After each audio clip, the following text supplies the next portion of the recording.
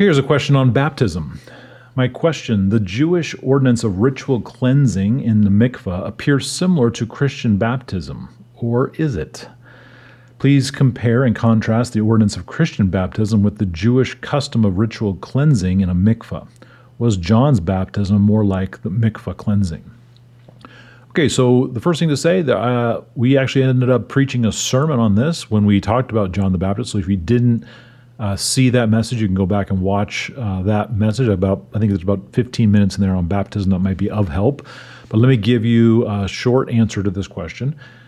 In the first century, mikvah Jewish baptism was well understood. Matter of fact, beneath the Temple Mount, I think there's about 70 mikvah that have been discovered because this was part of the process of approaching God as you ascended up the steps into the Temple Mount. You would get into these little private booths, you disrobe, you dip, you come back out, and you're ready to go up. It wasn't, you're not getting clean, it's just ritual. You dip down, come back up.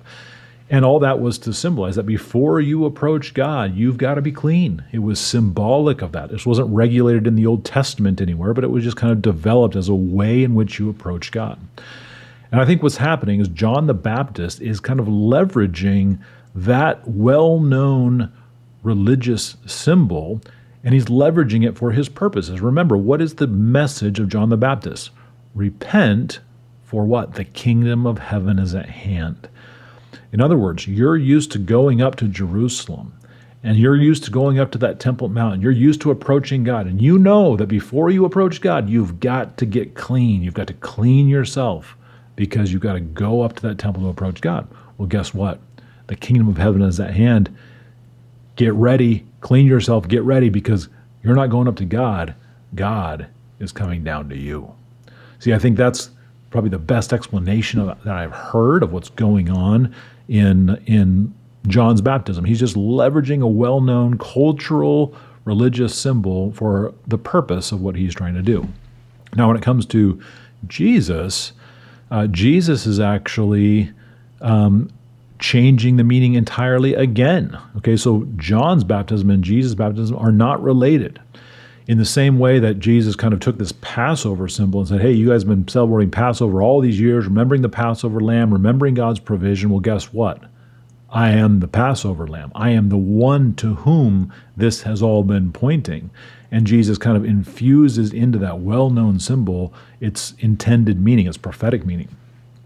And I think in a similar way, Jesus says, hey, here's a handy symbol that everybody knows called baptism. Let me infuse into that what has been accomplished on the cross.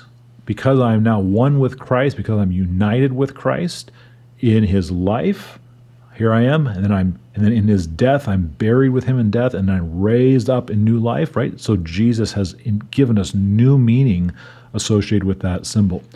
So I think all three of these meanings that are very distinct would have been understood by the people who submitted to that baptism. They understood what they were doing, they understood what it meant. Just like we today, when we are baptized, we know what we're doing. We know what it's supposed to be symbolizing. And I think the teachers associated with those symbols would have made that very clear what they were doing. So I think that's the best way to understand it, is three very distinct baptisms: Jewish Mikvah baptism, John the Baptist baptism, and believers' baptism now that we practice instituted by Jesus.